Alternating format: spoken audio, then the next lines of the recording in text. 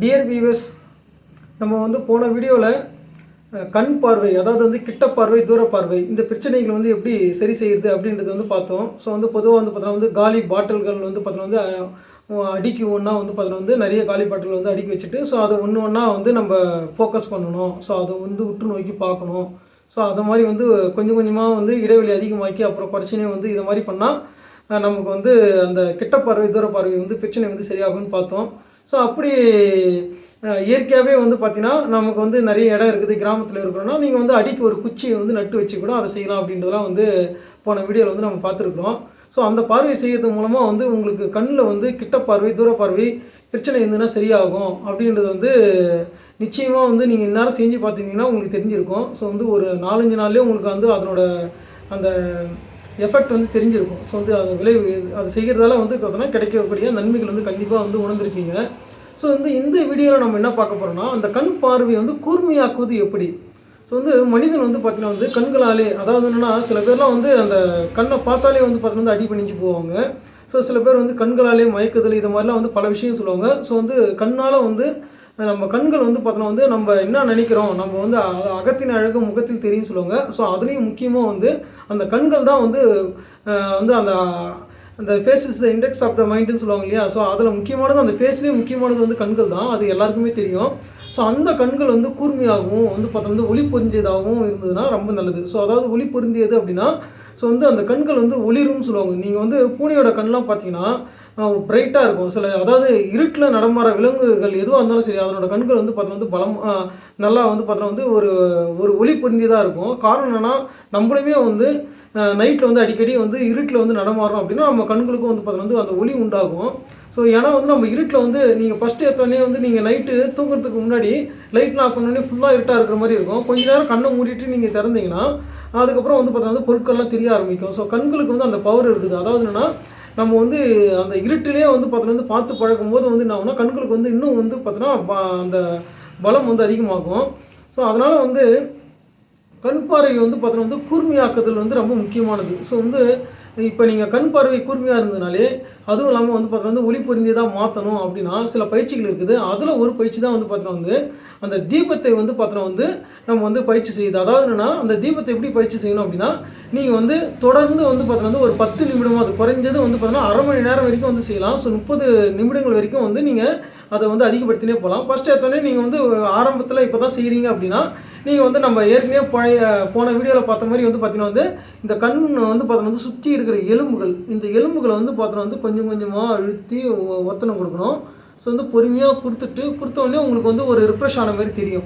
So இது மாதிரி இப்போ செஞ்சுட்டு, ஸோ என்ன செய்யணும்னா இந்த தீப ஒளி, ஸோ கிட்டத்தட்ட இது ஒரு அடி தூரத்தில் இருக்கணும். இந்த தீபம் பார்த்தீங்கன்னா 1 அடி தூரத்தில் இருக்கணும். ஸோ அதேமாதிரி நீங்கள் தீபம் ஏற்றும் போது பார்த்து ஏற்றுங்க. ஸோ தெற்கு பக்கம் பார்த்து ஏற்றாமல், ஸோ வடக்காவோ இல்லை பார்த்தோன்னா மேற்கு சைடோ இல்லை கிழக்கு சைடோ இருக்கிற மாதிரி பார்த்தோன்னா நீங்கள் தீபத்தை ஏற்றிட்டு நீங்கள் என்ன செய்யலாம்னா இந்த பயிற்சி செய்யலாம். ஸோ இந்த பயிற்சி செய்கிறது ரொம்ப எளிமையானது தான். ஆனால் நம்ம அந்த செய்யணும்னு தோணாது.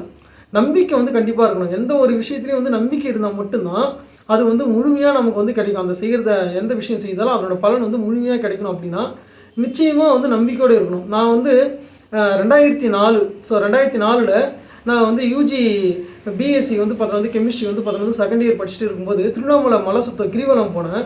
ஸோ அப்படி கிரிவலம் போகும்போது எனக்கு ஒரு புக்கு நான் சித்த மருத்துவ புக்கு 10 ரூபாவில் வாங்கினேன். அந்த புக்கில் விலையே 25 ரூபான்னு போட்டுருந்தது. எது எடுத்தாலும் 10 ரூபா அப்படின்ற மாதிரி ஒரு சித்த மருத்துவ புக்கு வாங்கினேன். அந்த புக்கில் கொடுத்துருக்கிற பல விஷயங்கள் ரொம்ப உண்மையிலே அற்புதமானது. ஸோ அதில் கூட பார்த்தோன்னா இந்த கூர் பயிற்சி செய்கிறது எப்படி அப்படின்றதெல்லாம் கொடுத்துருந்தாங்க. அதுக்கப்புறம் மேற்கொண்டு நம்ம பல புத்தகங்கள், காந்த சிகிச்சை முறைகள், அதுக்கப்புறம் சித்த மருத்துவம் தான். ஏகப்பட்ட சித்த மருத்துவத்தை நான் பல பேருக்கு சொல்லியிருக்கிறேன். ஸோ எல்லாருமே பார்த்தோன்னா எனக்கும் அப்ளை பண்ணி பார்த்துருக்குறேன். டாக்டர் பல மாதம் போய் சரியாகத்தெல்லாம் பார்த்தோன்னா சரியாக இருக்குன்னு சொல்லியிருக்கிறாங்க. ஸோ எனக்கு அந்த ஃபஸ்ட்டு இன்ட்ரெஸ்ட் பார்த்தீங்கன்னா அந்த ஒரு சின்ன புக்கு ஒரு 10 ரூபா தானே வாங்கணும் அப்படின்னு சொல்லிட்டு அதை உதாசீனப்படுத்தாமல் அதில் இருக்கிற விஷயத்தை முழுமையாக நம்பி செஞ்சேன். ஸோ அதில் இந்த தீப ஒளி பயிற்சி, கண்ணாடியை பார்த்து பயிற்சி பண்ணுறது, இது மாதிரி விஷயங்களும் இருந்தது. அதுக்கப்புறம் மேற்கொண்டு படிப்படியாக நம்ம அதில் இன்ட்ரெஸ்ட் எடுத்து நான் செய்ய ஆரம்பித்தேன். ஸோ அதுக்கப்புறம் எம்எஸ்சி. ஸோ எம்எஸ்சி படிக்கும்போதெல்லாம் எம்எஸ்சி கெமிஸ்ட்ரிலாம் ரொம்ப கஷ்டமான கோர்ஸு. ஸோ இருந்தாலும் இதை மாதிரி பயிற்சிகள்லாம் செய்யும் போது பார்த்தீங்கன்னா உங்களுக்கு அந்த மென்டல் அபிலிட்டி அதிகமாகும். ஸோ வந்து நீங்கள் கொஞ்சம் நினச்சி பாருங்கள், அதை வந்து எம்எஸ்சி படிக்கும் போதெல்லாம் இப்போ 2000 வந்து கிட்டத்தட்ட வந்து 18 வருஷத்துக்கு முன்னாடி நீங்கள் நினச்சி பாருங்கள் எப்படி இருந்திருக்குன்னு சொல்லிட்டு. சரிங்களா? ஸோ வந்து அவ்வளோ என்னென்னா வந்து இன்டர்நெட்டு அதெல்லாம் வந்து அப்போ தான் வந்து இன்னும் வளர்ச்சியடையாத காலம். அந்த டைமில் வந்து வேறு எதுவும் இருக்காது. ஸோ எவ்வளோ கஷ்டப்படணும், மெட்டீரியல் கலெக்ட் பண்ணுறதே கஷ்டமாக இருக்கும். ஸோ வந்து அது மாதிரி காலகட்டத்திலே வந்து பார்த்திங்கன்னா நம்ம வந்து அந்த பயிற்சிகள் நான் வந்து இதை முழுமையாக நம்பினேன். சரிங்களா? ஸோ வந்து முழுமையாக நம்பும்போது வந்து பார்த்திங்கன்னா உண்மையிலே உங்களுக்கு வந்து வெற்றிகள் வந்து வந்து கண்டிப்பாக கிடைக்கும். ஸோ அட்லீஸ்ட் நம்ம எந்த பெரிய லெவலில் வந்து நீங்கள் வெற்றின்றது வந்து நம்ம வாழ்க்கையை நம்ம வந்து நம்ம கிட்ட தான் இருக்குது. அது நம்ம பெரிய லெவலில் வந்து எய்ம் வச்சுட்டு நம்ம கிடைக்கலையேன்னு வருத்தத்தோடு வாழ்கிறத விட சின்ன சின்ன விஷயங்களை வந்து பார்த்தோன்னா நம்ம படிப்படியாக வந்து வெற்றி அடையணும். ஸோ வந்து இந்த பயிற்சியை நீங்கள் செய்கிறீங்க அப்படின்னா நிச்சயமாக வந்து பார்த்தீங்கன்னா வந்து உங்களுக்கு கண்கள் முகம் எல்லாமே வந்து பார்த்தோன்னா வந்து ஒரு தானாகவே வந்து பொலிவு வந்து கிடைக்க ஆரம்பிக்கும். ஸோ அதனால் வந்து இந்த பயிற்சி வந்து கண்டிப்பாக வந்து எல்லோரும் செய்து பழகுங்க. உங்களுக்கு நிச்சயமாக வந்து பார்த்திங்கன்னா வந்து வாழ்க்கையில் மேலும் வெற்றி தான் வந்து கிடைக்கும் அப்படின்றது வந்து முழுமையாக நம்புகிறேன் நான். நீ இதை மாதிரி பயிற்சிகள், யோக முத்திரைகள், யோகாசனம் இதெல்லாம் வந்து செய்யணுனாலே வந்து பார்த்தோன்னா மனிதன் வந்து பல பிறப்பு எடுத்துருக்கணும்னு சொல்லுவாங்க. ஸோ வந்து இதை மாதிரி முயற்சியில் உங்களுக்கு நம்பிக்கை வருது அப்படின்னாலே நீங்கள் வந்து பார்த்தோன்னா வந்து கிட்டத்தட்ட ஒரு 50 பிறவிகள் மேலே எடுத்திருப்பீங்க அப்படின்னு சொல்லிட்டு சில பயிற்சி மையத்தெல்லாம் வந்து நான் சொல்லியிருக்கிறாங்க.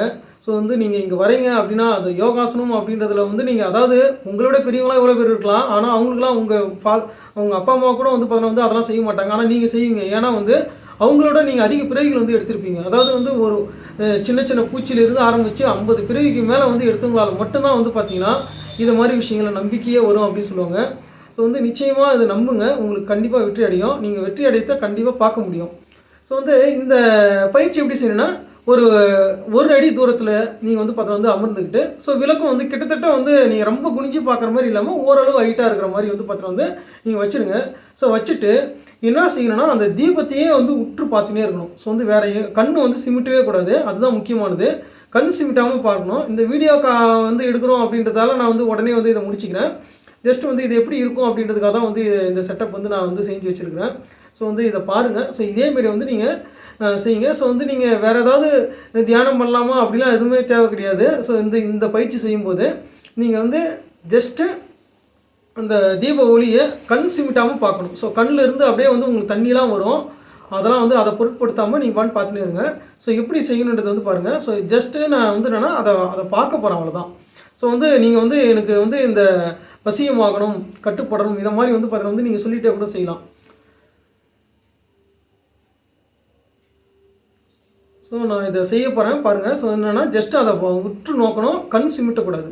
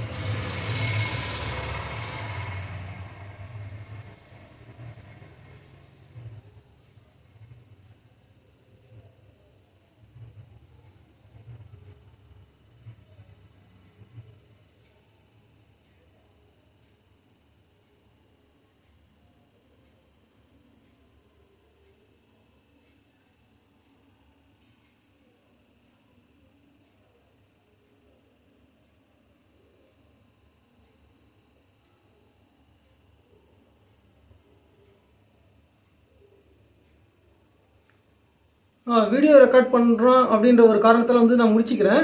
ஸோ இதை மாதிரி வந்து பார்த்தா வந்து நீங்கள் தொடர்ந்து வந்து பார்த்துட்டே இருக்கணும். உத்து பார்த்துட்டே இருந்தீங்கன்னா உங்களுக்கு நிச்சயமாக வந்து பார்த்தீங்கன்னா உங்களுக்கு கண்ணிலேருந்து தண்ணீர் வர ஆரம்பிக்கும். ஸோ அதையும் பொருட்படுத்தாதீங்க, அது மாதிரி தண்ணி வந்துகிட்டே இருக்கும். ஸோ அதுக்கப்புறம் வந்து நிச்சயமாக வந்து நம்ம உங்களுக்கு அந்த பயிற்சி வந்து ஒரு 5 நிமிஷம் 10 நிமிஷம் அப்படின்னு படிப்படியாக வந்து அதுக்கப்புறம் ஒரு 10 நிமிஷத்துக்கு மேலே 2 நிமிஷமாக ஏற்றிட்டே போங்க. நிச்சயமாக வந்து உங்களுக்கு வந்து வாழ்க்கையில் எல்லாமே வந்து வெற்றி கிடைக்கும் அப்படின்ற ஒரு வேண்டுதலால் வந்து பார்த்தீங்கன்னா வந்து இந்த வீடியோ வந்து முடிச்சுக்கிறேன். நன்றி, வணக்கம்.